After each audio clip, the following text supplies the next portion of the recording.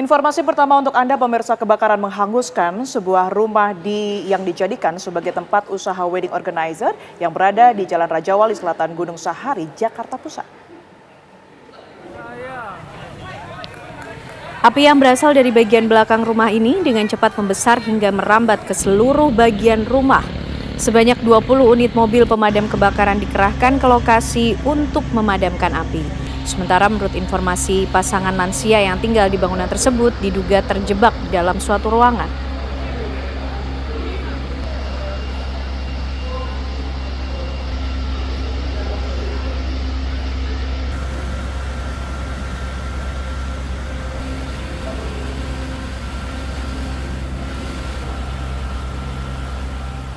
Pasangan lansia ditemukan tewas dalam peristiwa kebakaran yang menghanguskan sebuah tempat usaha wedding organizer di Jalan Raja Wali Selatan, Gunung Sahari, Jakarta Pusat. Korban diduga terjebak dan tak bisa menyelamatkan diri dari kobaran api yang membakar seluruh bangunan tempat usaha dekorasi pernikahan tersebut. 20 unit mobil pemadam kebakaran langsung dikerahkan ke lokasi untuk memadamkan api.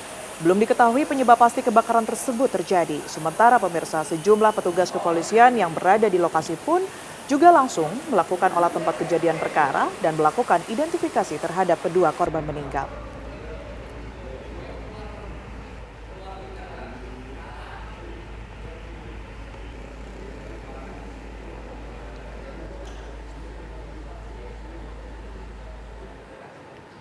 Kasus pembakaran 2 rumah oleh seorang anak di Pati, Jawa Tengah akhirnya berhasil diungkap Satreskrim Polresta Pati. Pelaku nekat membakar rumah lantaran sakit hati setelah sang ayah kepergok bersama wanita lain.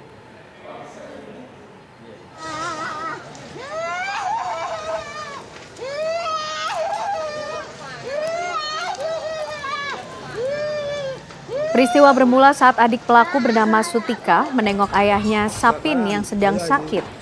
Sang ayah yang telah pisah ranjang dengan istrinya selama 2 tahun kedapatan bersama dengan wanita lain. Ayah dan anak tersebut kemudian terlibat cekcok yang berakhir dengan pengusiran. Kejadian tersebut dilaporkan Sutika kepada kakaknya Kasturin. Diliputi emosi, Kasturin mendatangi rumah ayahnya setelah terlebih dahulu membeli BBM. Setibanya di lokasi, pelaku menyiramkan pertalite ke atas kasur dan lantai rumah, kemudian menyulutkan api hingga menyebabkan kebakaran besar yang melahap 2 unit rumah Sapin. Tidak ada korban jiwa dalam kejadian tersebut, namun kerugian materi ditaksir mencapai 250 juta rupiah.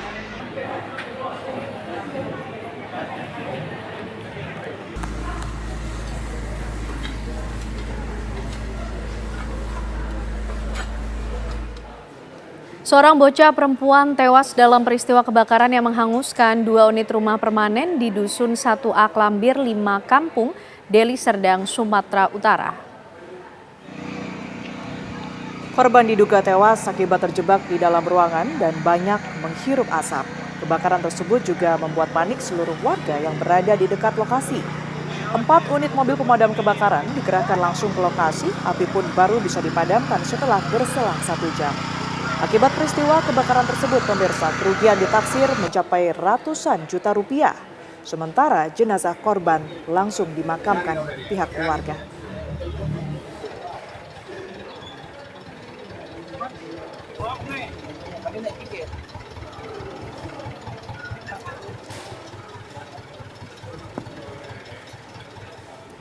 Sebuah rekaman CCTV memperlihatkan aksi 3 orang pelajar menyiram air keras ke siswa lain di kawasan Cempaka Putih, Jakarta Pusat.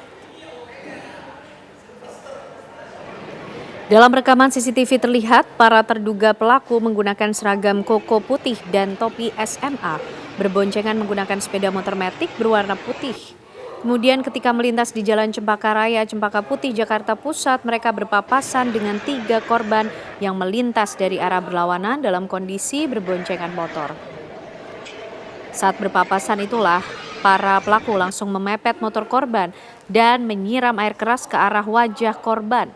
Setelah itu, salah satu korban langsung menutup wajahnya menggunakan tangan, sementara ketiga pelaku melarikan diri. Kasat Reskrim Polres Metro Jakarta Pusat AKBP Robi Heri Saputra mengatakan orang tua korban telah membuat laporan ke pihak kepolisian atas insiden penyiraman air keras. Dan saat ini kepolisian telah mengetahui identitas pelaku serta nomor kendaraan yang digunakan.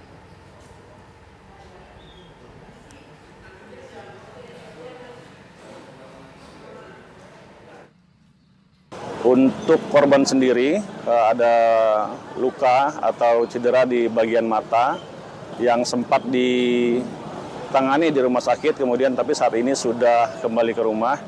Namun mengingat dari keadaan korban sendiri masih belum siap untuk dilakukan pemeriksaan oleh kepolisian. Namun walaupun belum ada pemeriksaan terhadap korban, kami sudah menangani kemudian melakukan penyelidikan, termasuk menganalisa video yang ada di media sosial, dan juga kami sudah mengetahui baik itu identitas dari kemungkinan identitas dari pelaku, baik itu kendaraannya dan pelakunya sendiri. Seorang guru madrasah Ibtidaiyah di Kabupaten Sampang, Jawa Timur diduga dianiaya oleh wali murid bersama keluarga hingga korban mengalami luka lebam.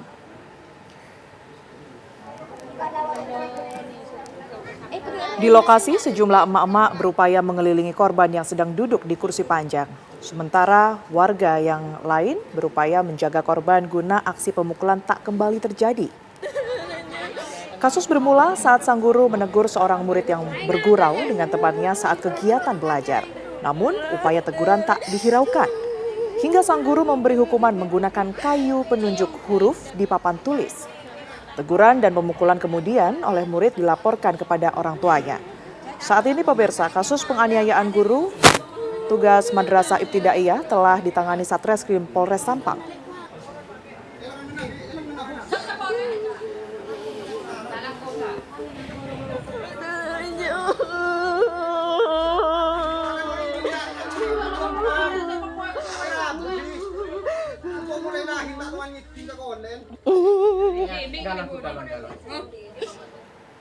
Sejumlah karyawan dan pekerja harian sebuah jasa pengiriman atau ekspedisi diduga disekap di dalam gudang.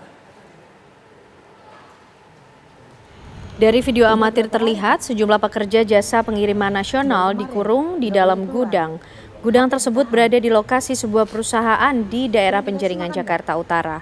Polisi menerima informasi penyekapan itu dari video yang direkam oleh ibu kandung salah satu korban yang disekap. Polisi akhirnya mendatangi gudang tersebut dan membebaskan 5 orang, sementara 1 orang lagi masih harus berurusan dengan pihak perusahaan karena bermasalah. Polisi melakukan mediasi dengan pihak perusahaan untuk menyelesaikan persoalan yang terjadi.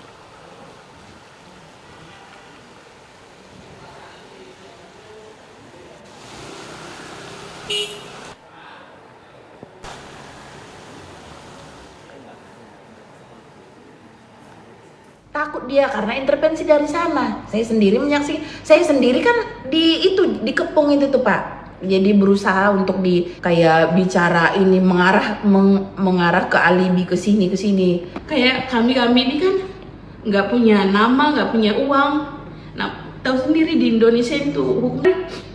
Pas ngeliat anak saya disekap gitu, hati saya itu hancur, sehancur-hancurnya. Tapi saya nggak bisa nangis di sana, saya bisa nahan. Setelah di mobil bus saya nangis di dalam sampai pakai masker biar nggak ketahuan orang. Warga Lampung digegerkan dengan penemuan jenazah pria di kamar penginapan dengan posisi kepala penuh dengan lakban plastik. Polisi masih menyelidiki motif tewasnya korban.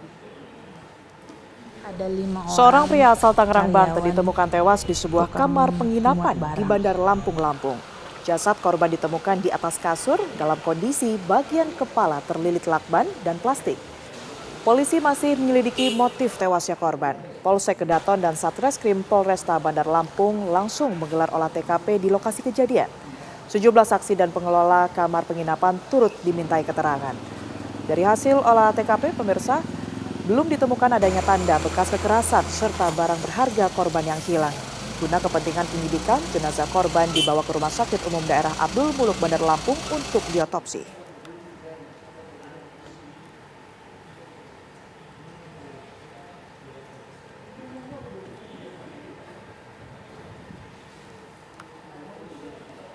Seorang nelayan ditemukan tewas dalam kondisi terapung di kawasan perairan mangrove Desa Sole Seram bagian barat Maluku.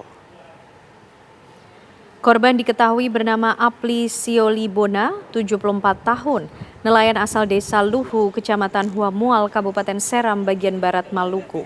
Korban ditemukan tewas terapung di laut dan sejumlah nelayan langsung melaporkan kejadian tersebut ke tim SAR gabungan untuk mengevakuasi korban. Korban dievakuasi petugas menggunakan longboat nelayan ke pantai untuk diserahkan kepada keluarga korban. Korban sebelumnya dilaporkan hilang sejak Rabu lalu saat pergi mencari ikan di perairan Laut Seram bagian barat.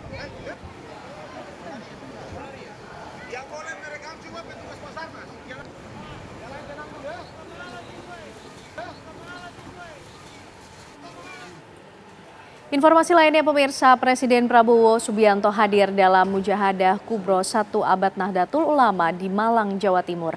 Dalam pidatonya, Presiden menyatakan pujian dan apresiasinya terhadap NU. Dalam pidatonya, Presiden Prabowo mengapresiasi eksistensi NU dalam sejarah panjang Indonesia bahkan sebelum kemerdekaan. Presiden Prabowo mengakui NU berperan besar dalam perjalanan bangsa Indonesia 1 abad terakhir. Peringatan hari lahir 1 abad NU ini diikuti 105.000 Nahdiyin dari berbagai daerah. 100.000 lebih Nahdiyin mengikuti acara zikir, doa, dan sholawat bersama sejak kemarin malam hingga hari ini.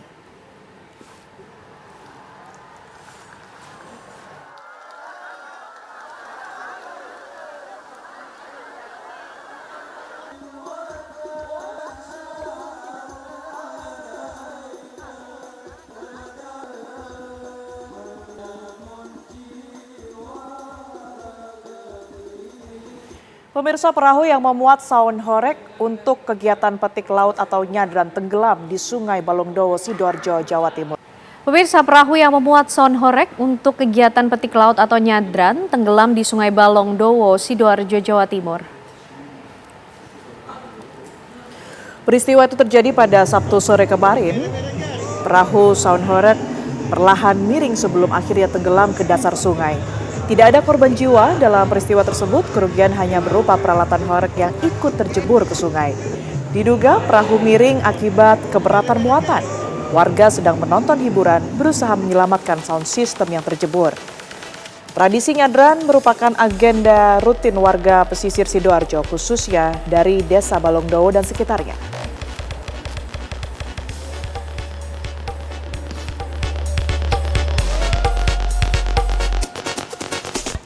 Hujan deras dengan intensitas tinggi yang mengguyur wilayah Wonosobo, Jawa Tengah selama lebih dari 2 jam memicu longsor yang menyebabkan 1 orang meninggal dunia. Tebing setinggi 7 meter ini longsor menimpa satu rumah milik pasangan lansia, Sopingi 80 tahun dan Sugiyarti. Material longsor berupa tanah setebal 2 meter langsung menimbun kedua lansia yang saat itu berada di dalam rumah. Warga sekitar segera bergerak cepat melakukan evakuasi darurat, namun karena lokasi kejadian berada di kawasan pemukiman padat penduduk, proses evakuasi pun cukup terkendala. Sementara hingga saat ini longsor susulan masih berpotensi terjadi di lokasi tersebut. Badan Penanggulangan Bencana Daerah atau BPBD mengimbau warga yang tinggal di wilayah rawan longsor untuk tetap waspada, terutama saat hujan deras berlangsung dalam waktu lama.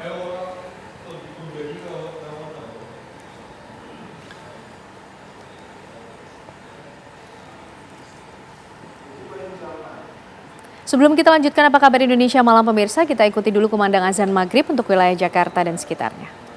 Selamat menunaikan ibadah sholat maghrib untuk Anda yang berada di wilayah DKI Jakarta dan sekitarnya. Kita lanjutkan apa kabar Indonesia malam kembali untuk Anda pemirsa. Ratusan warga Desa Padasari, Kabupaten Tegal, Jawa Tengah terpaksa meninggalkan permukiman karena rumah mereka tak bisa ditempati akibat bencana tanah bergerak. Data sementara terdapat 464 rumah terdampak dengan rincian 205 rumah rusak berat, 174 rumah rusak sedang, dan 85 rumah rusak ringan. Kerusakan tersebar di sejumlah RW di Desa Padasari. Sejumlah fasilitas umum turut terdampak, diantaranya 21 fasilitas sosial, 7 tempat ibadah, 7 fasilitas pendidikan, dan 1 fasilitas pemerintahan. Tidak hanya itu, bencana tanah bergerak juga menimbulkan kerusakan di 3 titik jalan desa kabupaten, 1 bendung irigasi, dan 1 jembatan desa. Imbas bencana tanah bergerak, lebih dari 2.000 warga masih bertahan di pengungsian. Petugas gabungan terus melakukan pemantauan dan mengimbau warga tidak kembali ke rumah yang berada di zona rawan pergerakan tanah.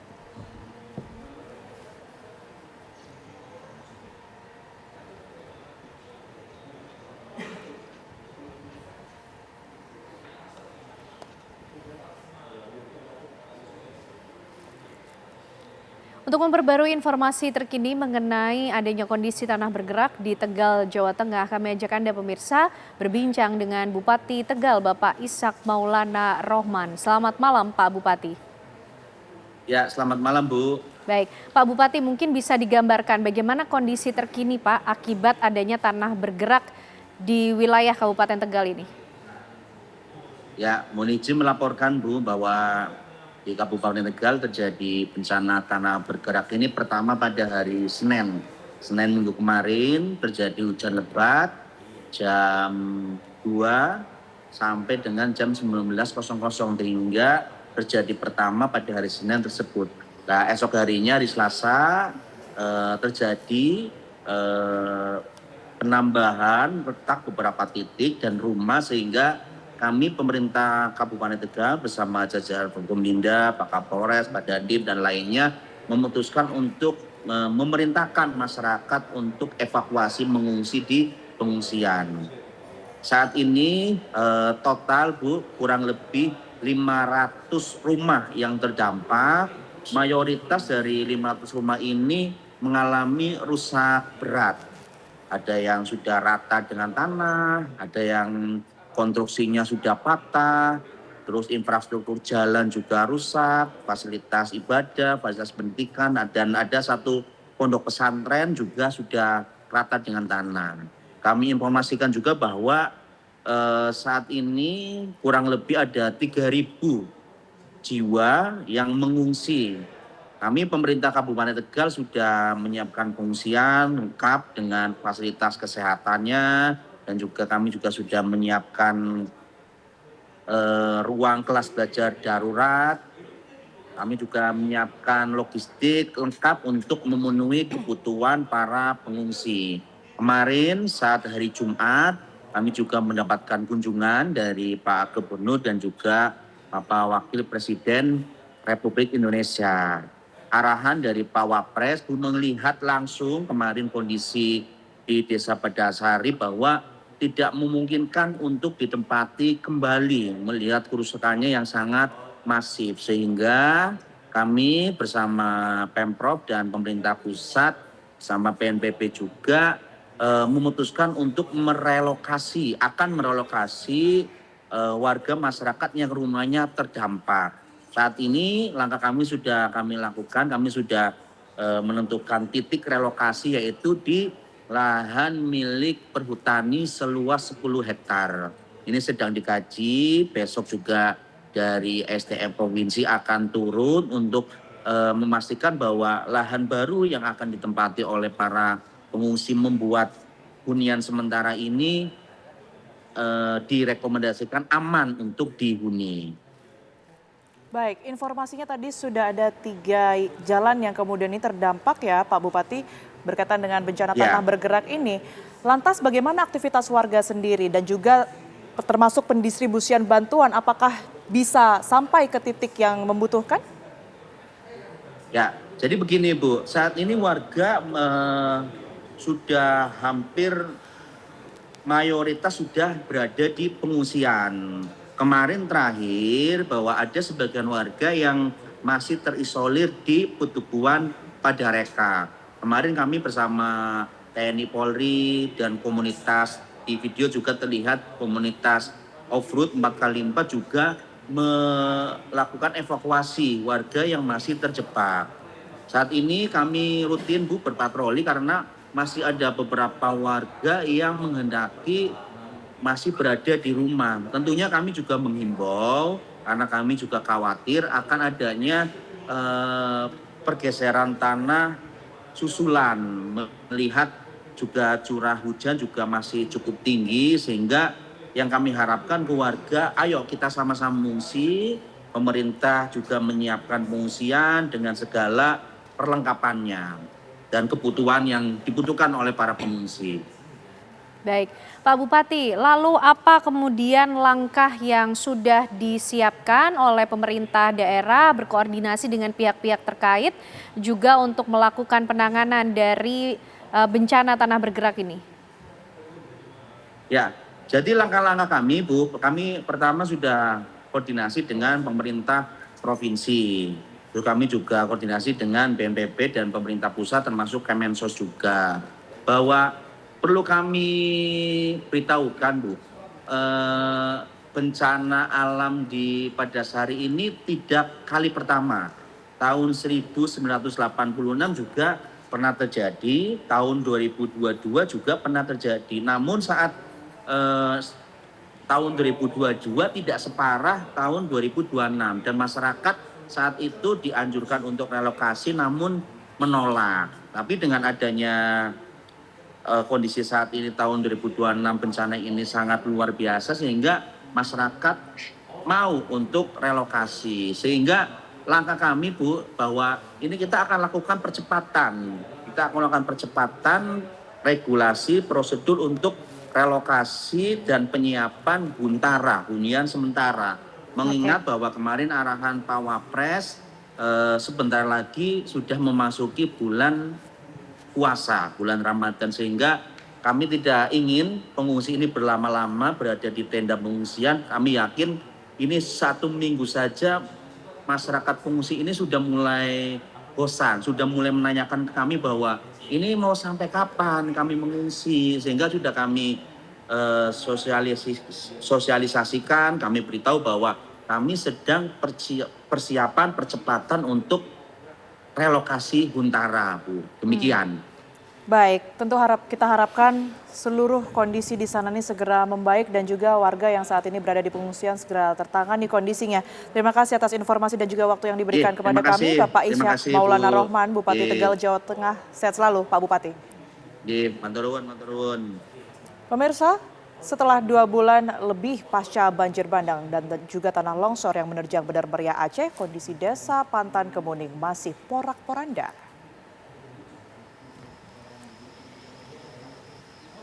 Hingga saat ini pemirsa, timbunan longsor ini juga masih terlihat menimbun rumah warga dan area perkebunan hingga jalan utama desa mereka. Kondisi ini belum banyak berubah sejak terjadi bencana alam pada akhir November tahun 2025 lalu. Dengan kondisi desa yang masih porak-poranda ini, banyak warga desa yang lupa dengan letak rumah yang ada di desa mereka. Hal ini dikarenakan kondisi desa mereka 80% telah hilang tertimbun longsor. Warga berharap proses pemulihan bisa segera selesai dan rumah hunian sementara pun bisa segera dibangun agar mereka dapat melanjutkan kehidupan seperti semula.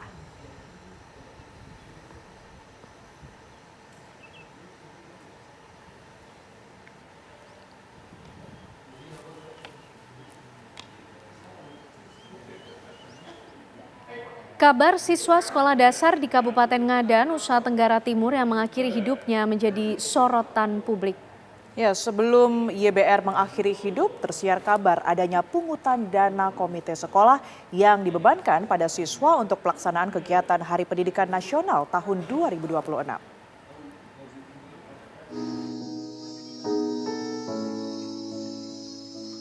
Pemicu kematian Yohanes Bastian Roja, siswa kelas 4 SD Negeri Ruto Jawa di Kabupaten Ngada, Nusa Tenggara Timur, masih menjadi teka-teki hingga kini.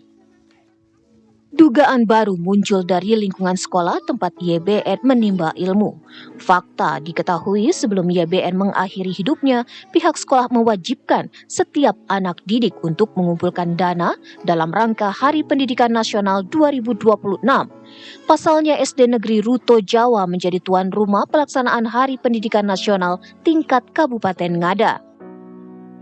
Perihal pengumpulan dana tersebut, Kepala SD Negeri Ruto Jawa Maria Ngene mengakui dana sumbangan per siswa sebesar Rp1.210.000 sesuai kesepakatan bersama komite sekolah.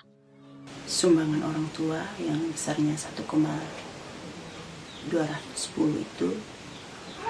itu berdasarkan kesepakatan orang tua komite.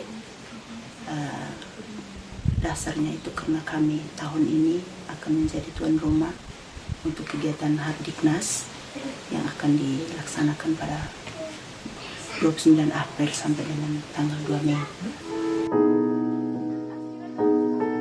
Pihak sekolah juga mengakui bahwa pengumpulan dana komite sekolah belum dikomunikasikan dengan Dinas Pendidikan setempat.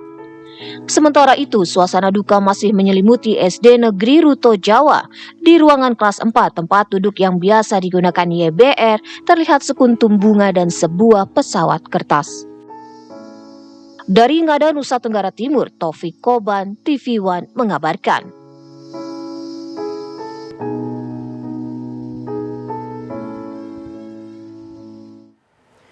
Pemirsa, operasi tangkap tangan yang melibatkan hakim di Pengadilan Negeri Depok ini tentunya kembali memunculkan ironi pasca kenaikan gaji dari hakim tersebut ini 280%. Lantas mengapa korupsi masih saja terjadi? Kami akan membahasnya untuk Anda bersama dengan sejumlah narasumber di Apa Kabar Indonesia Malam.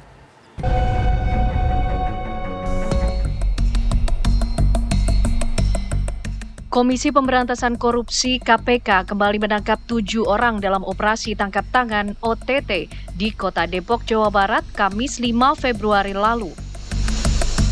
7 orang yang diamankan itu berada dalam lingkup Pengadilan Negeri Depok.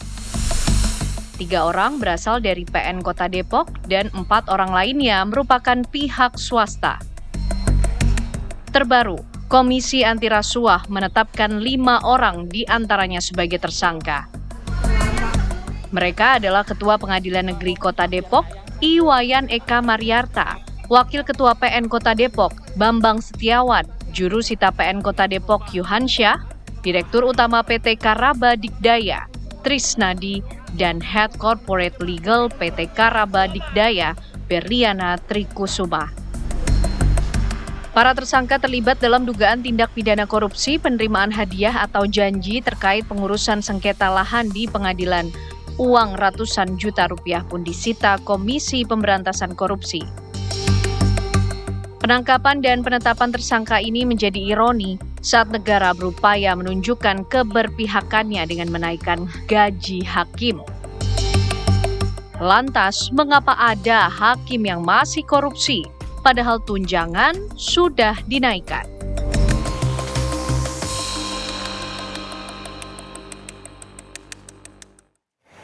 Kami akan langsung membahasnya untuk Anda pemirsa bersama dengan narasumber yang telah hadir di Apa Kabar Indonesia Malam. Kita akan sapa satu persatu. Yang pertama sudah ada Bang Saur Siagian di sebelah saya, pegiat anti korupsi. Selamat malam, Bang Saur. Selamat malam, Mbak Tiara. Terima kasih sudah hadir secara langsung. Sama, thank you juga. Kemudian juga di sebelahnya sudah ada Pak Marwarar Siahaan yang merupakan mantan hakim. Selamat malam, Pak Marwarar. Selamat malam Mbak Tiara. Sehat ya?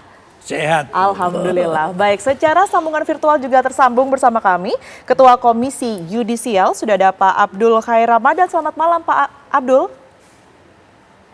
Selamat malam. Selamat malam, Pak Abdul. Selamat malam. Selamat Baik. malam. Terima Bang kasih. Saur Siagian, Pak Marwar Sehat. Baik, terima kasih sudah bergabung di diskusi pada malam hari ini, Pak Abdul. Mungkin pertama saya ingin menanyakan berkaitan dengan penanganan yang sudah dilakukan oleh Komisi Yudisial ya, berkaitan dengan penangkapan ataupun juga OTT di Pengadilan Negeri Depok kemarin. Sudah sejauh apa, Pak Abdul? Baik, pertama-tama pada prinsipnya Komisi Yudisial sebagai pengemban amanat konstitusi pasal 24B Undang-Undang 45 adalah untuk dalam rangka menjaga dan menegakkan kehormatan keluarga martabat dan prioritas hakim, dan juga terkait dengan prinsip fairness and responsibility, memiliki kewenangan pengawasan pemeriksaan terhadap adanya laporan, informasi, dugaan terhadap pelanggaran kode etik dan pedoman perilaku hakim. Kita semua sangat menyesalkan dengan adanya tindakan perbuatan transaksional, baik dalam bentuk pelayanan maupun juga putusan. Dalam hal ini tentu adalah pelayanan yang transaksional. Dan demikian itu merusak citra kekuasaan kehakiman yang merdeka dan juga adalah mencederai daripada marwah pengadilan yang seharusnya berintegritas dan memiliki independensi yang sangat kita harapkan. Ya, kemarin komisioner Komisi Yudisial yang membidangi Ketua Pengawasan dan Investigasi telah melakukan refleksi bersama dengan KPK. Secepatnya kita akan melakukan serangkaian pemeriksaan terhadap pelaku, dan juga kita akan melakukan segala hal yang terkait dengan itu dan guna untuk mengusulkan permasalahan akuo ke dalam wadah Mahkamah Kehormatan Hakim. Karena itu dituangkan dalam pasal 22D junto pasal 22F Undang-Undang Nomor 18 Tahun 2012 tentang perubahan atas Undang-Undang Nomor 22 2004 tentang Komisi Yudisial. Karena apa? Karena sanksi adanya indikasi yang sangat berat. Ya, sangat berat itu adalah pemberhentian tetap. Apakah itu pemberhentian dengan hak pensiun atau pemberhentian dengan tidak hormat. Nah, ini harus kita komunikasikan, konsolidasikan dengan Mahkamah Agung dan juga dengan KPK. Kita meminta waktu secepatnya untuk melakukan pemeriksaan tersebut. Kami tidak ingin mendahului proses penegakan hukum, tetapi proses penegakan hukum itu harus diiringi dengan proses pemeriksaan terhadap etika dan perilaku hakim sebagaimana diatur dalam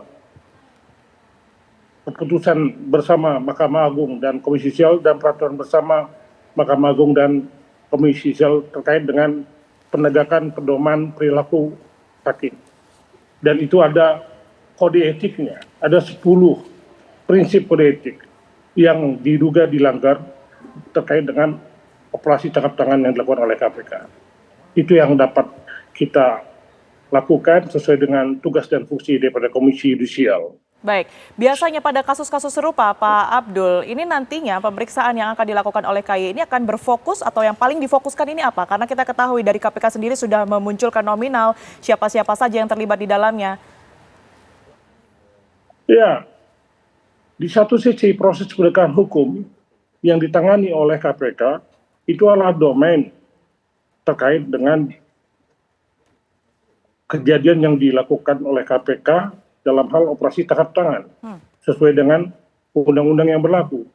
Tetapi Komisi Yudisial adalah menjaga dan menegakkan terkait dengan keluhuran martabat kehormatan dan perilaku hakim. Ini adalah bentuk nyata konkret sebagaimana ditentukan dalam kode etik dan pedoman perilaku hakim. Ada 10 kriteria prinsip dasar dalam kode etik itu. Setidaknya terkait dengan dugaan suap dalam operasi tangkap tangan itu, maka hal itu adalah merupakan suatu bentuk perbuatan tercela. Nah, perbuatan tercela ini itu sangat beririsan, bersentuhan dengan perilaku jujur, berperilaku arif bijaksana, dan berintegritas tinggi. Dan itu dimaksudkan dalam kode etik dan pedoman perilaku hakim. Artinya berkaitan dengan kode etik nanti akan diselesaikan oleh KY. Dalam proses pemeriksaan, tentu kami akan melakukan koordinasi dengan Mahkamah Agung. Baik. Setidaknya demikian itu adalah sesuai dengan tugas dan fungsi kami untuk dan pada akhirnya diselenggarakan Mahkamah Kehormatan Hakim. Kalau itu yang terjadi, maka ada suatu ruang di situ. Apakah terhadap pelaku itu akan diberikan sanksi berat?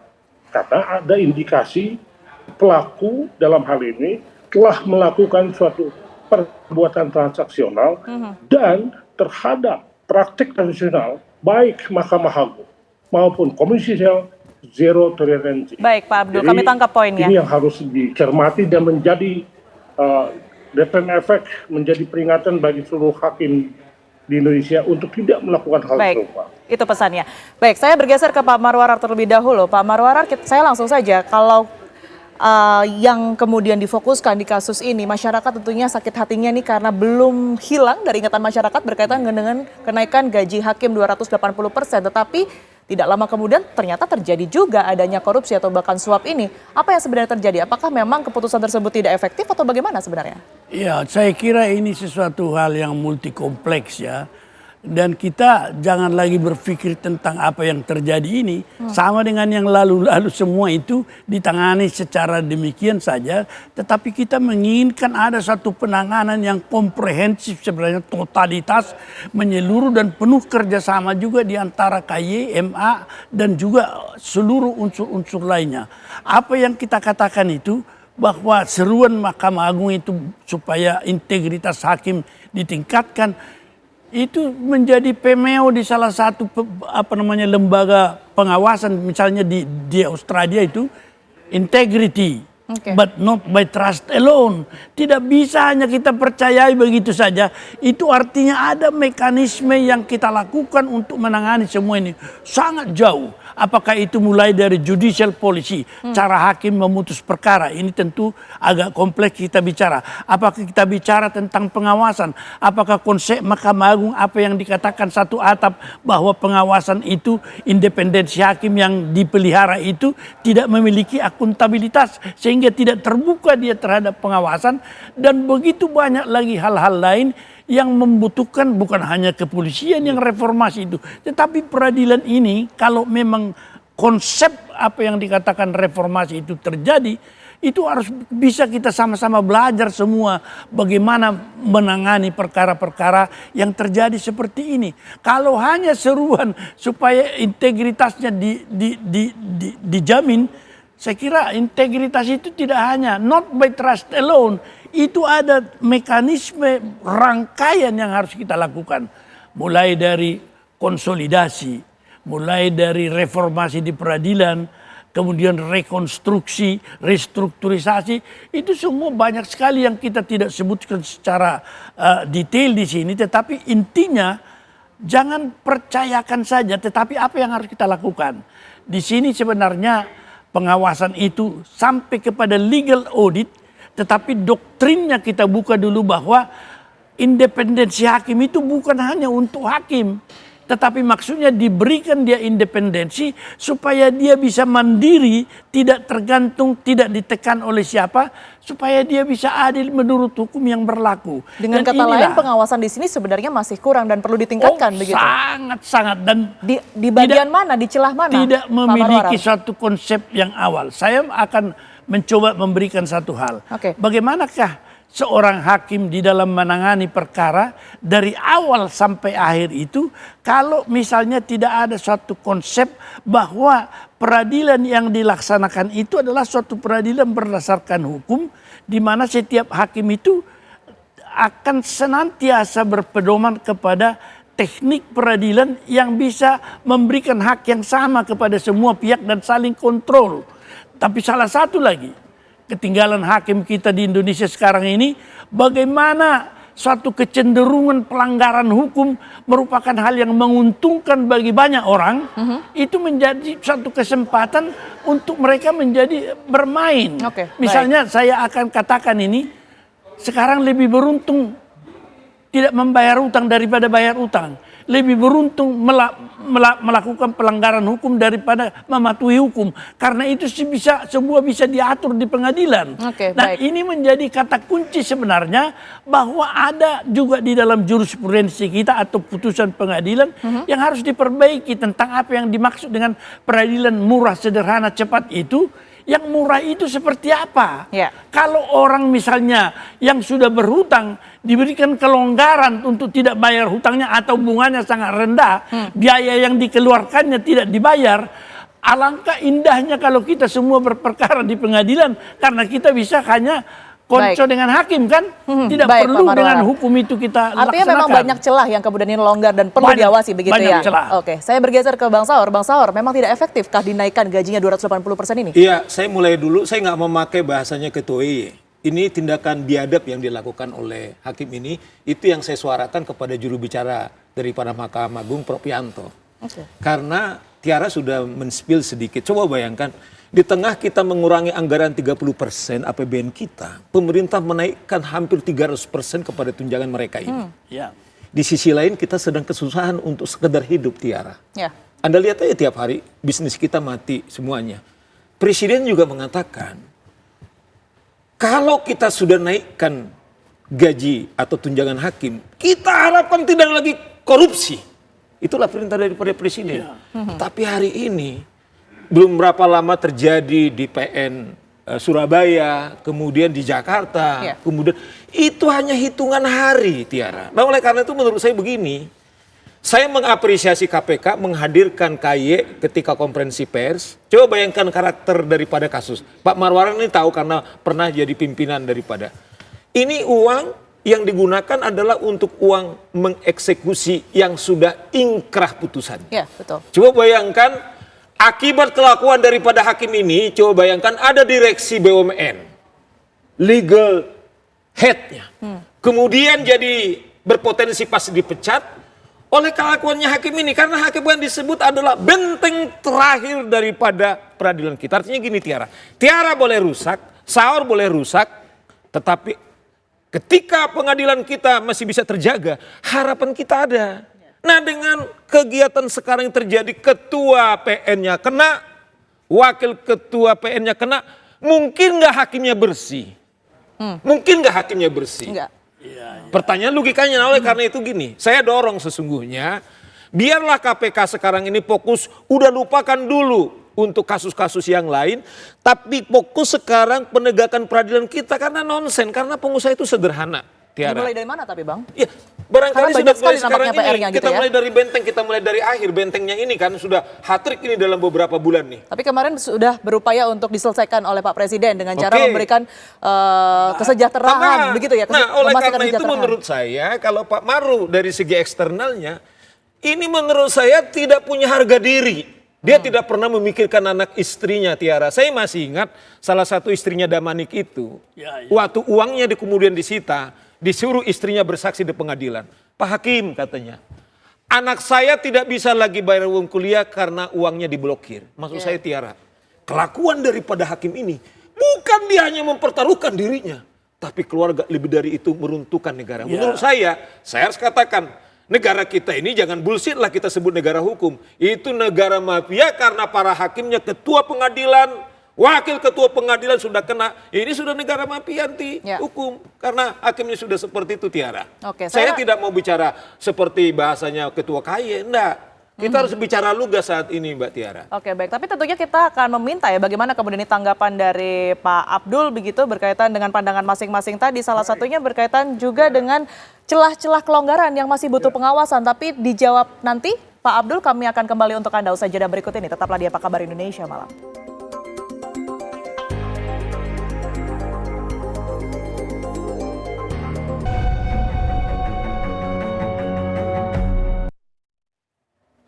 Anda kembali di Apa Kabar Indonesia Malam pemirsa, dan sebelum saya mengarah ke Ketua Komisi Yudisial, saya akan menampilkan untuk Anda di layar berkaitan dengan kronologi kasus OTT dari Pengadilan Negeri Depok yang Anda bisa saksikan saat ini. Di mana Pengadilan Negeri Depok ini mengabulkan gugatan sengketa lahan PT Karaba Dikdaya di Tapos. Inilah yang kemudian ini menjadi awal mula permasalahan yang melibatkan hakim di Pengadilan Negeri Depok. Kemudian di Januari 2025 pemirsa, di tahun lalu ini PT KD mengajukan permohonan eksekusi lahan ke Pengadilan Depok.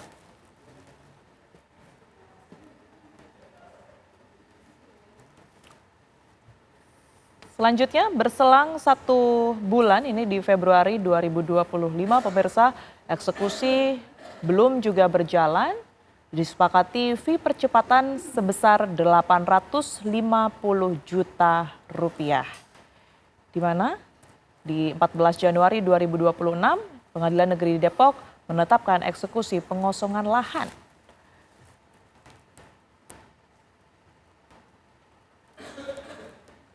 Kemudian uang sebesar 850 juta ini dilakukan penyerahan ke Jurista Pengadilan Negeri Depok di lapangan golf Tapos.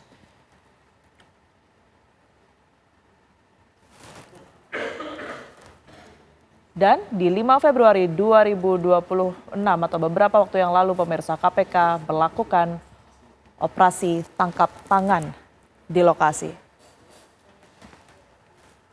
Baik, saya akan langsung mengarah ke Pak Abdul kembali. Pak Abdul silakan ditanggapi. Tadi ada beberapa komentar begitu ya, dan juga pandangan berkaitan juga dengan adanya celah-celah yang nampaknya masih bisa dimanfaatkan dan perlu pengawasan lebih lanjut. Ini celah-celah apa berkaitan juga dengan temuan yang sudah dilakukan oleh Komisi Yudisial? Pak Abdul? Ya, tadi saya bicara secara normatif, yuridis, tapi sekarang saya berbicara secara implementatif. Oke. Dan terkait dengan kendala yang terjadi. Pada prinsipnya terhadap perkara akuo itu tidak ada toleransi, zero toleransi. Dan bahkan dalam banyak putusan yang kami putuskan dalam sidang PLO terhadap praktek transnasional, itu rekomendasinya, usulannya kepada Mahkamah Agung adalah pemberhentian dengan tidak hormat. Tetapi KY ini tidak dapat memutuskan itu berlaku secara final. Berdasarkan Undang-Undang KY hanya memberikan usulan. Dan oleh karenanya nanti dalam perkara akuo itu akan digelar Mahkamah Kehormatan Hakim. Tapi saya ingin menyampaikan di sini kelemahan KY. Sebenarnya kalau kita berbicara tentang pembagian kekuasaan pengawasan berdasarkan shared responsibility, seharusnya KY mendapatkan kewenangan yang besar untuk melakukan pengawasan pemeriksaan terhadap hakim. Dan itu dalam rangka meneguhkan independensi pengadilan. Independensi pengadilan terkait dengan independensi hakim itu sendiri. Jadi di sini berdasarkan shared responsibility bukan dimaksudkan untuk mereduksi on-off system. Nah, oleh karenanya penguatan KY itu harus ada sehingga pengawasan berjalan dengan kewenangan yang diberikan dalam revisi Undang-Undang KY. Kami ini adalah sebagai pengendali terhadap perilaku hakim, bukan hanya sebagai penunjang.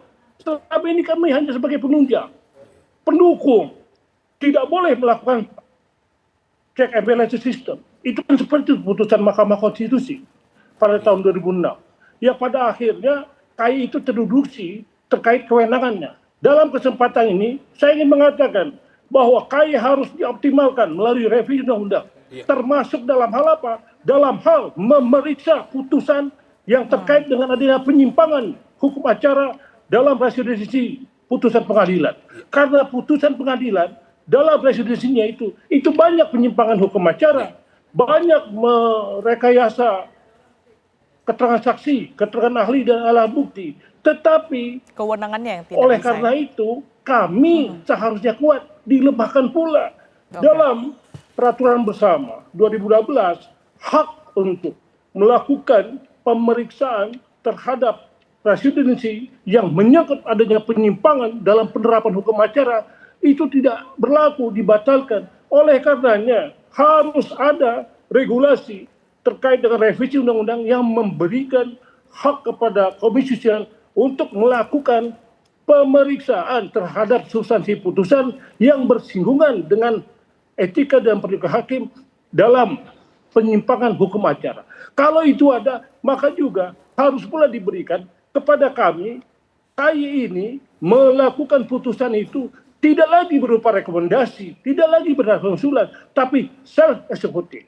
Demikian itu berdasarkan paradigma daripada self-responsibility dalam hal apa? Dalam hal penyempurna untuk mewujudkan peradilan yang bersih. Selama ini kami ini hanya dianggap penunjang. Baik, Pak Abdul. Kami ini hanya dianggap sebagai penopang. Oleh karenanya kami akan berjuang bagaimana peradilan etika dengan peradilan hukum itu harus berjalan bersama. Beriringan. Itu Oke. yang saya maksudkan. Kewenangan penuh dari Komisi Yudisial. Yang paling poin harus diberikan. Oke, saya lihat Bang Saur sudah tidak sabar untuk menanggapi. Silakan Bang Saya Saur. setuju di sinilah waktu itu Mahkamah Agung bunuh diri, tiba-tiba mereka melakukan judicial review soal undang-undang KY. Oke. Artinya tanpa sadar sebenarnya Mahkamah Agung kemudian menurunkan derajat moral mereka. Tidak kemudian mereka mau secara independen diawasi karena kemudian mungkin mereka tidak bebas untuk melakukan tindakan-tindakan seperti ini. Nah, saya setuju dengan Pak Abdul Qohir. Pak Abdul Qohir konkret, Pak. Pak konkret. Pak Narto, supaya Ketua Mahkamah Agung dengar nih. Baik. Pak Narto kan teriak-teriak tiap hari bahwa tidak ada toleransi, zero toleransi. Dipecat dan dihukum sebesar-besarnya. Maksud saya Pak, ada gagasan dari Pak Maru tadi. Boleh nggak misalnya tim investigasi dari KY tanpa diketahui orang, tetapi sepakat dengan Ketua Mahkamah Agung. Kemudian mereka melakukan semacam intelijen untuk menemukan, karena memang ini problem kita. Contoh ini, sedikit lagi. Ini kan melihat putusan eksekusi putusan Mahkamah Agung. Pertanyaannya Tiara, apakah bersih putusan pengadilan, pengadilan tinggi, kemudian Mahkamah Agung? Nah oleh karena itu konkret, kita minta nih KPK nih karena ada KY. Jangan sampai suap tapi pemerasan sama money laundering. Sementara kita menunggu undang-undang perampasan aset. Jadi ini segera dilakukan, kemudian didalami oleh KY tadi itu yang bersinggungan dengan etiknya. Oke. Bagaimana Jadi putusan tetap Mahkamah berjalan Agung? beriringan begitu Karena ya, ini dengan- saya juga sebagai komisaris, banyak kita alami akhirnya direksi-direksi kita Pak Maru. Jadi korban karena gini, di sisi lain harus siapkan dana, dibohongilah keuangan. Akhirnya saya dengar tuh dari KPK. Ya. Kemudian dibuatlah pembelian barang apa Pak?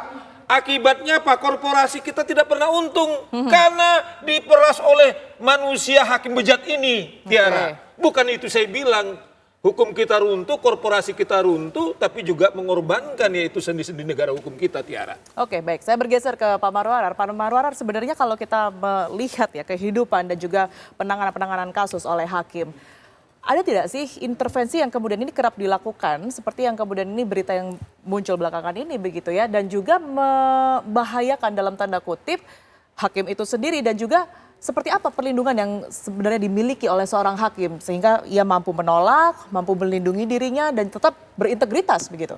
Ya, saya kira jaminan-jaminan seperti itu sudah cukup. Kalau kita mengatakan keamanannya, kesejahteraannya, semua itu sudah ada. Tetapi yang menjadi persoalan bahwa doktrin kita selama ini yang dianut tentang independensi, seolah-olah kita tidak bisa menuntut akuntabilitas daripada hakim di dalam putusannya, tetapi dalam koridor etik yang ada. Inilah sebenarnya yang perlu juga ada teknik penyusunan putusan yang memenuhi kriteria daripada etik tentang apa independensi, imparsialitas dan integritas itu, yang kita bisa audit tanpa menyentuh hakim, tanpa memanggil hakim, tetapi dengan prinsip-prinsip hukum acara dan etik tentang bagaimana seorang hakim itu untuk dipandang independen dan imparsial, kita bisa melihat itu. Oleh karena itu harus berubah secara total. Apa yang dikatakan oleh Mahkamah tentu ada di dalam keputusan bersama itu, betul yang dikatakan Pak Abdul, ada ketentuan yang mengatakan mereka dalam kasus tertentu tidak boleh masuk, menyangkut profesionalitas. Itu tentu harus disepakati saja. Apakah memang kita akan terus begini, apa definisi profesionalitas itu di dalam pengambilan keputusan? Karena itu juga menyangkut bukan hanya integritas, bukan hanya imparsialitas dan independensi, juga apa yang dikatakan kompetensi yang bisa kita lihat apakah benar dia menerapkan hukum itu secara seimbang dan imparsial, tidak memihak, dengan mendudukkan dua posisi daripada para pihak dalam perkara itu yang bisa kita ukur apakah benar dia berada di tengah-tengah secara jujur, imparsial dan adil. Inilah yang sebenarnya harus dikembangkan, yang disebutkan legal audit judikatif itu terhadap putusan yang bisa menerima semua pihak. Tetapi juga Mahkamah Agung tidak bisa bertahan dengan konsep lama yang mengatakan bahwa independensi itu menyebabkan dia tidak bisa dipanggil. Memang tidak dipanggil, tetapi kita menelurkan sejumlah kriteria-kriteria yang mampu bisa melihat putusan hakim jujur atau tidak. Itu dia yang disebutkan imparsialitas. Kalau dia miring, akan kelihatan di dalam pertimbangan yang tidak memperhitungkan misalnya alat bukti atau argumen lawan. Ini menjadi suatu hal yang bisa disepakati saya kira dengan Komisi Judisial. Baik, saya ingin kembali ke kasus ya. Saya ke Pak Abdul saat ini. Pak Abdul, kalau kita lihat dari ada 7 orang yang kemudian ini kena OTT, ada 5 yang ditetapkan tersangka, salah satu di sana adalah jurusita. Nah, seberapa sering sebenarnya peran jurusita ini juga terlibat dalam kasus suap menjadi celah empuk begitu ya, oknum-oknum yang kemudian ini nantinya akan melakukan suap ataupun juga korupsi? Ya, kalau dalam paradigma ilmu hukum pidana itu kan ada mens rea. Mens rea itu kesalahan, ada niat jahat di situ. Pasti dengan maksud. Al-Ohmah, oleh karenanya dalam perbuatan tidak pidana terkait dengan Al-Ohmah pasti di dalamnya terkandung pelanggaran etika dan perilaku. Kalau misalkan dalam putusan pelayanan yang transaksional, hakim dalam putusannya atau dalam pelayanannya itu melakukan pelanggaran, dapat dipastikan itu adalah pelanggaran etika dan perilaku hakim. Oleh karenanya, KY jangan lagi dianggap, dikatakan sebagai penunjang, penopang, tapi KY harus menjadi pendali pengawasan. Satu-satunya lembaga pengawasan yang berdasarkan konstitusi yang diberikan mandat secara langsung. Jadi tidak dapat dilakukan bahwa KY tidak dapat melakukan check and balance system dalam ranah wardrobe system, dalam kekuasaan kehakiman. Tapi KY adalah penyempurna guna mewujudkan peradilan yang bersih dalam rangka kekuasaan kehakiman. Itu penyempurna itu kalau tidak ada, tidak akan terwujud yang namanya peradilan yang independen. Tidak akan mungkin terwujud kekuasaan kehakiman. Ini sesuai dengan kaidah fikih. Mala yatibul wajibu ila fihi wa wajib. KY adalah penyempurna untuk mewujudkan demikian itu. Untuk mewujudkan peradilan yang bersih, kekuasaan kehakiman yang merdeka. Oleh karenanya, sebagai dia penyempurna, maka Kementerian KY sebagai pengendali pengawasan harus dihukumi wajib. Dan oleh karenanya, terkait dengan adanya maraknya pelayanan yang transaksional, putusan yang transaksional, KY harus dapat kewenangan untuk melakukan pemeriksaan itu. Dan itu harus diatur dalam undang-undang, tidak lagi dalam bentuk kesepakatan bersama, peraturan bersama antara MA dan KY. Kalau hanya peraturan bersama, keputusan bersama, tahun 2009 telah ada, tapi itu dinasah, dibatalkan, karena ada judicial review. Nah, kalau ada undang-undang, silakan. Ada yang tidak berpendapat sama, berbeda, uji review, uji material, judicial review ke Mahkamah Konstitusi. Tapi harus secara kepastian hukum yang adil sebagaimana aksiologi hukum yang dianut oleh Konstitusi. Kewenangan KY harus diturunkan dalam revisi Undang-Undang KY. KY boleh dan dapat memeriksa putusan sepanjang itu berkaitan dengan pelanggaran terhadap kode etik dan perilaku hakim. Karena ada persentuhan, ada keterhubungan antara perilaku etik dengan mens rea hakim yang melakukan tindak pidana dalam hal praktik transaksional. Oke, selain kewenangan dari KY yang kemudian ini kalau dalam perbincangan ini kita tangkap poinnya begitu ya, keterbatasan KY sendiri Bang Saur. Kita tahu bahwa hari ini sejak awal menjabat Presiden Prabowo Subianto ini sudah concern sekali terhadap korupsi, bahkan menyebut tidak akan mundur sedikit pun untuk memberantas korupsi. Tapi justru kita lihat kenapa semakin bermunculan dalam tanda kutip kalau kata anak sekarang kayak semacam ditantangin gitu Bang. Apa yang terjadi sebenarnya? Jadi gini, kalau Anda pergi ke pengadilan dilarang suap. Tidak boleh langsung berhadapan dengan hakim. Tapi Anda dengar ceritanya ini Pak Maru, wakil ketuanya sama ketuanya sepakat. Nanti yang berhubungan ini kau ketemu di sana katanya. Maksudnya adalah di samping saya memperkaya apa yang dikatakan Pak Maru, yang dibutuhkan sekarang adalah integritas pribadinya, harga dirinya. Karena apa? Bullshit semua itu eksternal kalau tidak ada kesadaran. Buktinya apa itu yang saya bilang? Saya malah kalau belum ada SK penaikan 280% itu, karena sudah hat-trick 3 kali Mbak Tiara, itu batalkan. Karena apa? Itu menciderai rasa masyarakat yang saat ini kita sedang bermasalah, sedang kesusahan, sementara wakil Tuhan ini kemudian dinaikkan hampir 300%, tapi melakukan tindakan yang saya ulangi lagi, tindakan meruntuhkan negara hukum kita Mbak Tiara. Jadi saya kembali tesis saya memperkaya Pak Maru itu kepada dirinya sendiri. Karena apa? Minimal mereka masyarakat menengah sebagai hakim Mbak Tiara sudah cukup.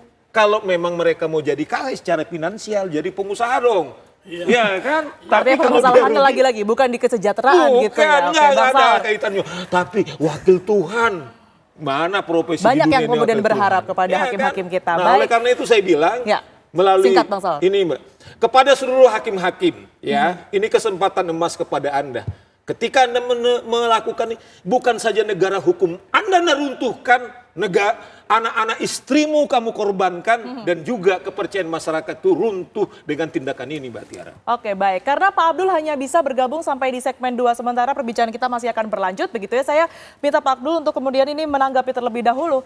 Pak Abdul, barangkali ada yang ingin disampaikan berkaitan dengan apa yang kemudian kita perbincangkan pada malam hari ini, khususnya ke depannya apa yang akan dilakukan oleh KY? Ya dasarnya itu prinsipnya independensi pengadilan itu dengan etika perilaku hakim itu adalah kondisio sine qua non. Jadi tidak dapat dipisahkan walaupun dapat membedakan. Tetapi penegakan hukum yang optimal juga harus dibarengi dengan penegakan etik. Dan oleh karenanya terhadap penerapan hukum yang benar-benar progresif terkait dengan asasita Presiden Prabowo, reformasi hukum, maka kita harus ada terobosan. Terobosan dalam rangka mengoptimalkan penegakan hukum yang dibarengi dengan penegakan etika. Dan demikian itu terkait dengan substansi. Substansinya harus ada revisi Undang-Undang Komisi Yudisial. Seperti saya katakan tadi, Komisi Yudisial harus mampu dan boleh dapat memeriksa putusan pengadilan, substansi pengadilan, bukan dimaksudkan untuk mencederai, untuk mengangkangi atau mengintervensi, tapi adalah melihat keterhubungan dari dalil-dalil dalam residensi terkait dengan adanya penyimpangan hukum acara. Kalau penyimpangan terhadap hukum acara, menghilangkan keterangan ahli, mengganti keterangan yang lainnya, menghilangkan alat bukti tidak sesuai dengan fakta yang terungkap, dibuat berbeda, itu adalah pelanggaran etik. Itu ada tidak berperilaku adil, itu tidak berpikir jujur, itu tidak berintegritas, itu tidak profesional, itu tidak berdisiplin. Dan banyak lagi dari 10 prinsip dasar kode etik hakim. Dan oleh karenanya demikian itu harus menjadi domain yuridisi daripada Komisi Yudisial untuk melakukan pemeriksaan. Dan pemeriksaan hasil daripada putusan Komisi Yudisial tidak lagi disebut usulan, tidak lagi disebut rekomendasi, tapi harus dapat dilaksanakan self eksekutif. Demikian itu terkait dengan paradigma, prinsip pembagian tanggung jawab, self accountability, dan oleh karenanya KY sekali lagi bukan sebagai penunjang, bukan sebagai penopang, tapi penyempurna guna mewujudkan peradilan yang bersih dalam konsepsi kekuasaan kehakiman. Itu yang kami minta. Demikian. Oke, baik. Intinya bagaimana kemudian ini revisi undang-undang Komisi Yudisial ini bisa dilakukan begitu ya, kalau dari Komisi Yudisial sendiri untuk bisa melakukan pengawasan penuh, termasuk juga masuk ke dalam putusan-putusan yang saat ini tengah bergulir. Satu-satunya lembaga pengendali pengawasan terhadap etika dan perilaku hakim. Karena itu kewenangan yang melekat diberikan oleh Konstitusi pasal 24B, satu-satunya lembaga yang mengawasi hakim. Jadi tidak ada lagi lembaga pengawasan internal eksternal, satu pengendalinya adalah KY. Kalaupun dibentuk difusi Bawas dengan KY, boleh dari KY Biro Pengawasan Investigasi, dari EMA Bawas dilebur menjadi satu. Tetapi pengendali pengawasan berdasarkan konstitusi, pengendali pengawasan terhadap hakim adalah Komisi Yudisial. Oke, baik, terima kasih atas pandangannya pada malam hari ini.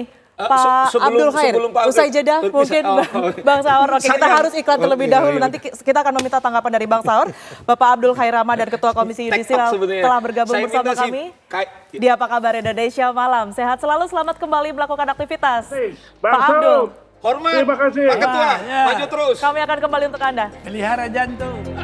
Ada kembali di Apa Kabar Indonesia Malam, pemirsa. Sebelum saya ke Pak Marwarar, saya beri kesempatan terlebih dahulu kepada Bang Saur. Bang Saur, yang tadi ingin disampaikan. Karena kan judul kita ini kan apa yang menggetarkan kita, wakil Tuhan. Wakil Tuhan.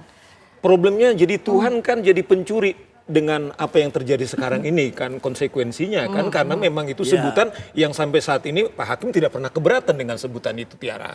Oleh karena itu gini, berat ya? Ya saya nggak tahu. Nah oleh karena itu saya minta ini Pak Narto nih kepada Mahkamah Agung, Anda jangan melawan lagi. Kalau Anda mau menjaga keluhuran, tindak martabat, kan itu tujuannya KY. Mestinya Mahkamah Agung yang paling pertama berterima kasih. Maksud saya begini Mbak Tiara, kalau orang itu jujur, orang yang paling senang kemudian diawasi oleh lembaga independen. Nah sekarang kan berbagai cara mereka melakukan perlawanan. Nah kalau ini terjadi, sesungguhnya saya bilang, kita sedang memproduksi manusia-manusia melebihi daripada minta maaf ini. Begal-begal. Kalau begal karena dia tidak punya keterampilan apapun, Tiara, demi eksistensi kehidupannya dia nyuri. Tapi ini disekolahkan dari awal, jadi cakim disekolahkan. Negara ketika uangnya tidak ada dinaikin supaya negara hukum kita selamat, tapi melakukan tindakan yang saya bilang biadab ini, saya tidak bilang tercela.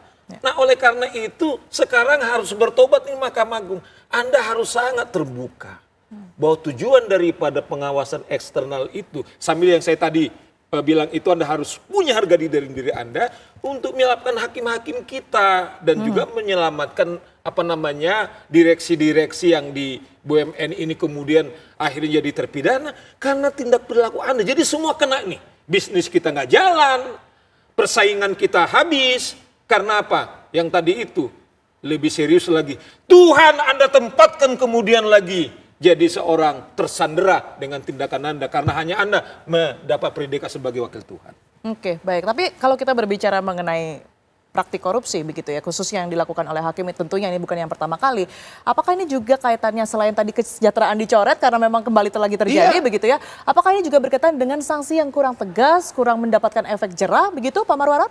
Saya kira letaknya tidak di sana, tetapi kesadaran kita tentang apa yang dikatakan pengawasan itu dan juga keseluruhan sistem yang bisa terintegrasi itu dengan masing-masing take and give di dalam soal kedudukan masing-masing ini harus kita mulai lagi dari awal. Kalau saya tadi mengatakan bahwa Mahkamah Agung juga harus mawas diri kan, kalau di pengadilan itu kalau saya misalnya negor kawan saya janganlah begitu. Tapi dia bilang abang ini lugu kali, di atas juga di Mahkamah Agung begitu katanya. Jadi kan ini harus ada juga kesadaran baru sekarang. Oleh karena itu saran saya Pak Presiden harus menghimpun ini yudikatif, eksekutif, dan legislatif itu untuk bisa melakukan suatu reformasi di dalam peraturan perundang-undangan ini sehingga mulai kita melakukan apa yang dikatakan prinsip monitoring, evaluasi, membuat sejumlah checklist, tetapi juga KY harus belajar kenapa tahun 2006 MK membatalkan itu karena mereka dulu berlaku sebagai hakim keempat. Ini yang dikoreksi waktu itu, tidak mengatakan bahwa KY tidak boleh mengawasi, tetapi diperhatikan apa yang dikatakan independensi peradilan. Tetapi juga independensi kemudian oleh Mahkamah Agung kebablasan tidak boleh sepertinya dilihat bahwa karena independen dia tidak boleh ada suatu pengawasan terhadapnya. Padahal tidak ada kewenangan konstitusional yang diberikan kepada lembaga manapun yang tidak dipertanggungjawabkan kepada rakyat. Dalam hal ini pencari keadilan. Oleh karena itu pencari keadilan boleh dong memprotes, mengkoreksi dan meminta pengawasan terhadap putusan para hakim itu. Inilah sekarang yang menjadi masalah besar yang harus kita sepakati bersama. Jangan bertahan pada doktrin. Satu atap itu adalah satu konsep yang ketinggalan. Itu kita harus melihat check and balance itu adalah norma konstitusi yang kita terima dan di seluruh dunia kekuasaan itu check and balance tidak bisa dikatakan tidak ada hubungannya satu sama lain. Karena kalau jalan masing-masing, inilah yang terjadi seperti sekarang. Nggak sering satu sama lain gitu ya Pak ya. Oke. Tapi kalau kita berbicara mengenai reformasi yang kemudian diinginkan oleh semua pihak khususnya mereka yang berada di dalam tubuh penjaga keadilan begitu ya. Kira-kira kalaupun nanti diputuskan oleh Pak Presiden, apa yang menjadi kendala sejauh ini sehingga itu susah sekali untuk kemudian diwujudkan? Kalau saya tidak melihat kendala, kalau Presiden sebagai kepala negara ya berbicara bagaimana untuk juga menjaga bukan hanya martabat peradilan tetapi juga menjaga keadilan yang didambakan oleh rakyat. Saya kira ini kepentingan bersama yang harus kita lihat, tetapi saling nanti di dalam pengaturan yang akan ada kita masing-masing menentukan atau memberikan pendapat kita itu dengan menempatkan pada tempatnya masing-masing. Saya kira ini yang paling pas ini, tetapi apa yang dikatakan sekarang itu integrity yang diserikan oleh pidatonya Ketua Mahkamah Agung, tetapi dia katakan not by trust alone. Tidak bisa hanya dipercaya begitu aja. Kita harus melakukan serangkaian, mulai dari monitoring, mulai dari pengawasan, menyusun sejumlah checklist dan memberikan siapa yang berwenang untuk melakukan audit itu tanpa menyentuh independensi hakim. Itu yang harus kita lakukan sekarang. Itu yang harus dilakukan. Menurut Anda Kalau Bang Saur, yang paling realistis Bang Saur? Yang realistis ini karena di palu godomnya hakim nih. Saya dorong KPK sesungguhnya, karena kan kalau mengutip Pak Narto nih Ketua Mahkamah Agung, no tolerance corruption. Nah, sebagai orang yang saya bilang tadi itu, benteng terakhir pengadilan, kalau konstruksinya yang dilakukan adalah ancamannya, lakukan ancaman maksimal. Misalnya, kalau ini pemerasan, karena tidak ada unsur permisif, lakukan maksimal. Karena di maksimal di pemerasan itu bisa 20 tahun. Jadi aparat penegak hukum kemudian sepakat mereka, kemudian dengan Mahkamah Agung. Ya. Karena mereka sudah diberikan penghargaan yang maksimal, zero tolerance, kemudian aparat penegakan hukum itu yang tanpa mengurangi atau mengganti undang-undang kita, ini bisa konkret dilakukan. Artinya adalah ancaman maksimal yang diperintahkan oleh undang-undang itu, pasal itu digunakan. Kemudian jaksa penuntut umum karena langsung di KPK kan lebih efisien tuh.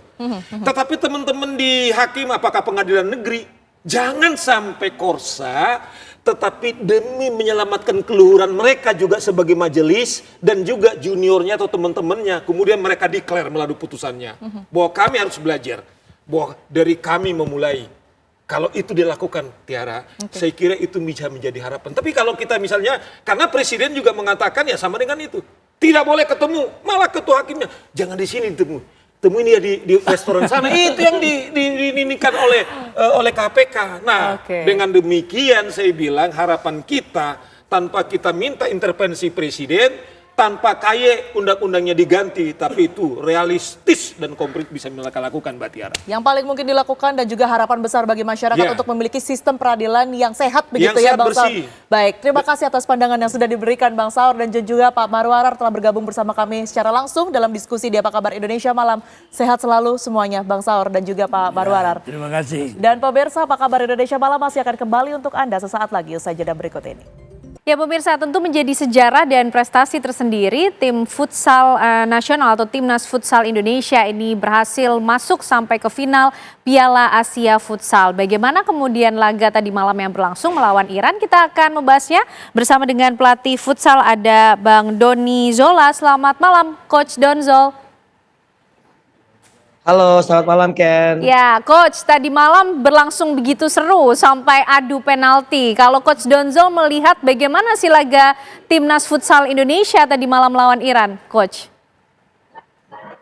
Ya, sebetulnya melaju sampai partai puncak final AFC di Indonesia Arena juga merupakan sebuah kejutan yang sangat luar biasa bagi kita Timnas Futsal Indonesia. Tapi memang yang kita hadapi ini bukanlah tim sembarangan ya, tim yang kemudian meraih gelar 14 kali juara Asia dan perlu diketahui bahwa mereka adalah levelnya sudah dunia karena mereka pernah masuk ke semifinal Piala Dunia dengan bahkan mengalahkan Brazil saat itu. Jadi Iran memang negara yang sangat-sangat sulit dikalahkan. Tapi melihat perjuangan Iqbal dan kawan-kawan, kita juga nggak nyangka bisa bikin Iran sampai keteteran seperti tadi malam. Hanya memang sesuatu yang nyaris kerap melukai ya. Karena awalnya kita nggak punya ekspektasi, bahkan sampai 2x20 waktu normal kita merasa kita bisa juara saat itu. Luar biasa Hector Suto dan seluruh staf pelatih dan juga pemain. Tapi yang pasti ya ini pencapaian yang amat sangat luar biasa bagi futsal Indonesia. Oke, pencapaian yang amat luar biasa bagi Timnas Futsal Indonesia karena kemudian berhasil berhadapan dengan Iran yang sudah 13 kali sebelumnya ya menang di Piala Asia ya Coach. Tapi apa kemudian yang juga perlu dianalisis sebagai sebuah pelajaran sehingga tim futsal nasional kita juga bisa terus berkembang Coach? Karena nampaknya potensinya luar biasa. Ya, kalau kita bicara potensi, Indonesia adalah salah satu negara yang paling punya potensi di kalangan ASEAN selain Thailand juga tentunya. Tapi kalau kita bicara lagi individual pemain yang dimiliki oleh Indonesia itu kerap membuat para pelatih-pelatih asal Eropa tuh ingin sekali melatih tim nasional futsal Indonesia. Ada beberapa nama seperti Miguel Rodrigo, Pulpis, lalu juga ada Sergio Gargelli, yaitu pelatih-pelatih asal Spanyol dan Italia yang pernah mengatakan ketertarikannya untuk melatih Indonesia. Dan kemudian kita mendapatkan seorang Hector Suto, pelatih asal Spanyol yang membawa kita sejauh ini. Tapi Ken, bukan hanya Hector Suto sebetulnya yang bisa kita ucapkan terima kasih. Karena kita punya Kensuke Takahashi, kita punya Hasim Zadeh sebelumnya asal Iran, lalu juga Marcus Sorato yang kemudian membuat tim futsal Indonesia saat ini berkembang lebih jauh, yang kemudian dimatangkan oleh Hector Suto di AFC Futsal 2026 ini. Walaupun kita belum meraih gelar juara, tapi saya rasa semua yang melihat pertandingan baik di Indonesia Arena maupun menonton langsung itu juga akan topi dengan apa yang dilakukan oleh para pemain dan seluruh staf pelatih. Oke, Coach, di balik nama-nama yang tadi sudah disebutkan oleh Coach Donzol, tapi apa sih Coach perkembangan yang paling kemudian terlihat dari tim nasional futsal kita sehingga bisa berhasil ada di titik ini, Coach? Ya, secara teknis mungkin kita sudah melihat di lapangan, tapi ada hal yang perlu digarisbawahi bagaimana momentum ini tidak hilang. Dan saya melihat Federasi Futsal Indonesia sangat-sangat sigap dengan hal itu.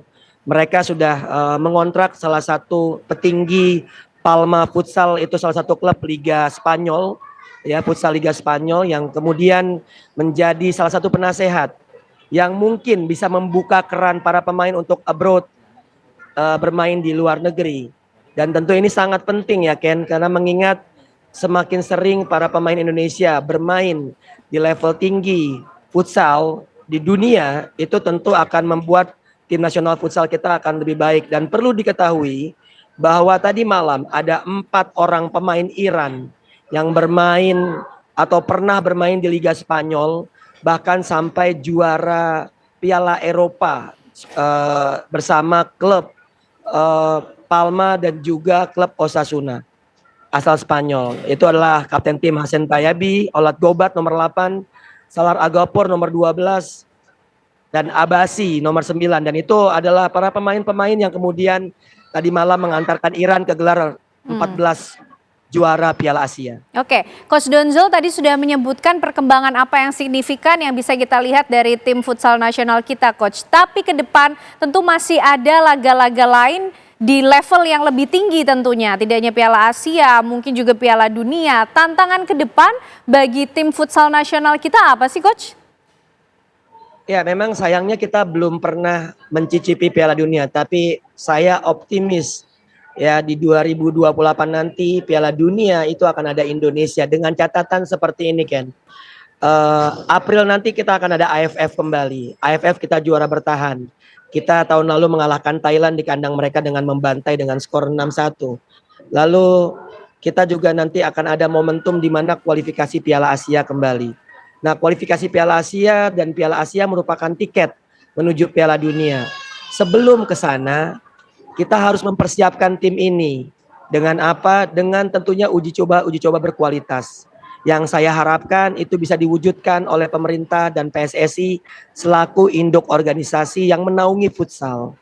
Tapi sekali lagi tanpa peran penting pemerintah ya yang memang tentu sangat krusial untuk perkembangan olahraga di tanah air, salah satunya adalah futsal, rasanya akan sulit mewujudkannya. Ya kita harapkan ya pemerintah dan juga PSSI melihat prestasi futsal saat ini terbuka lebar tangannya untuk membantu futsal jauh lebih baik lagi.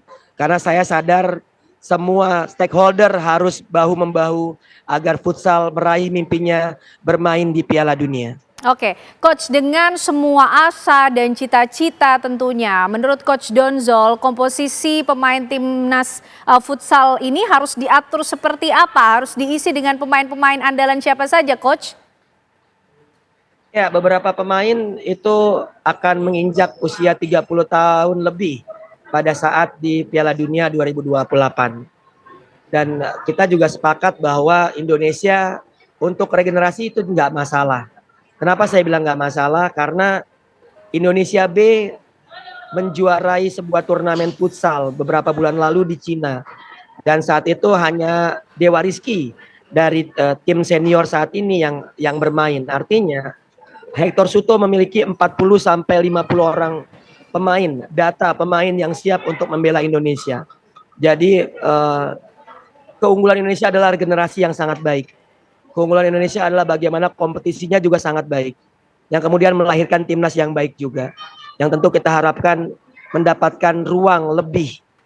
Artinya kesempatan-kesempatan mencicipi laga-laga internasional seperti lawan Brazil, Portugal, Prancis, Maroko, atau mungkin juga Argentina. Oke, Coach Donzol, man of the match atau pemain kunci dari laga semalam siapa, Coach, kalau dari timnas futsal kita? Di luar kegagalan mengeksekusi penalti, Israr Megantara merupakan masa depan futsal Indonesia. Umurnya masih 21 tahun, masih sangat muda. Mencetak 3 gol ke gawang Iran di partai final, saya rasa sulit dilakukan oleh pemain-pemain kelas dunia sekalipun. Iran adalah sebuah tim yang sangat luar biasa, dan anak usia 21 tahun mencetak hat-trick di pertandingan itu tentu sangat luar biasa. Walaupun memang Israr menjadi salah satu pemain yang gagal mengeksekusi penalti, tapi kredit poin tentu wajib disematkan kepada pemain asal Bekasi ini.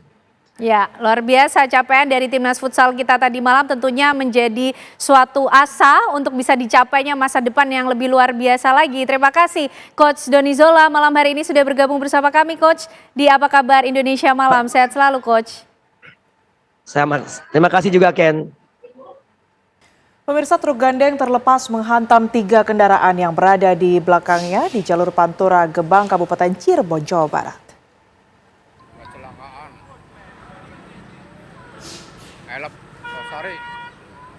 Cepat, oi.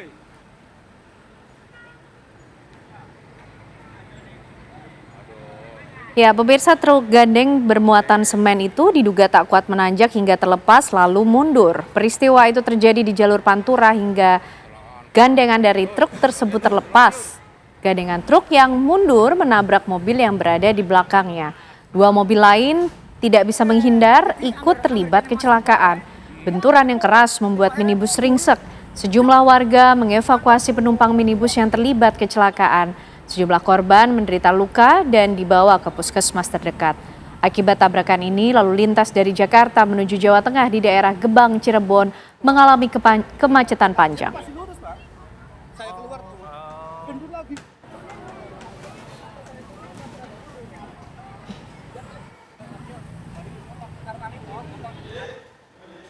Harga sejumlah komoditas pangan mulai merangkak naik menjelang bulan suci Ramadan tiba. Ya, harga bahan pangan naik di sejumlah pasar tradisional, pemirsa. Harga dengan kenaikan tertinggi adalah komoditas cabai. Harga kebutuhan pokok di Pasar Kosambi, Kota Bandung, Jawa Barat terpantau naik. Kenaikan harga yang cukup signifikan terjadi pada harga cabai rawit. Semula cabai rawit dijual dengan harga Rp50 hingga Rp60.000 per kilogram. Kini sudah menembus Rp100.000 per kilogram. Sedangkan untuk ayam potong naik Rp2.000 menjadi Rp40.000 per kilogram. Kenaikan harga ini dikeluhkan para pedagang lantaran daya beli pelanggan menurun sehingga membuat omset pedagang ikut turun.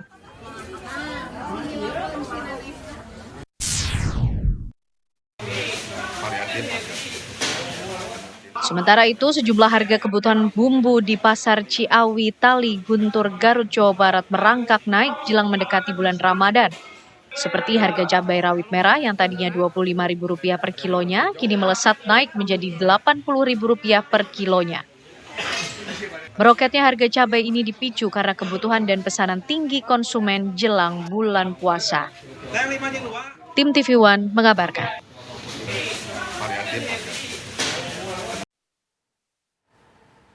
Kita ke informasi lainnya, pemirsa. Menyambut Hari Pers Nasional, 6 buku diluncurkan sebagai kado literasi bagi dunia jurnalistik Indonesia.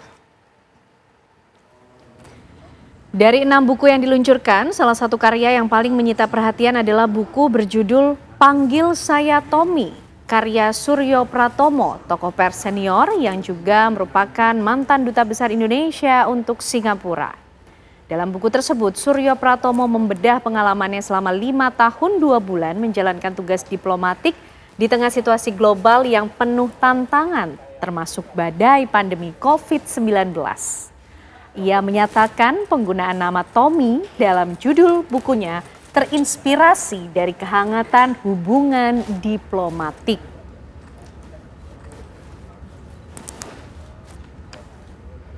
Saya sebetulnya lebih ingin sharing seperti apa sih orang melihat saya.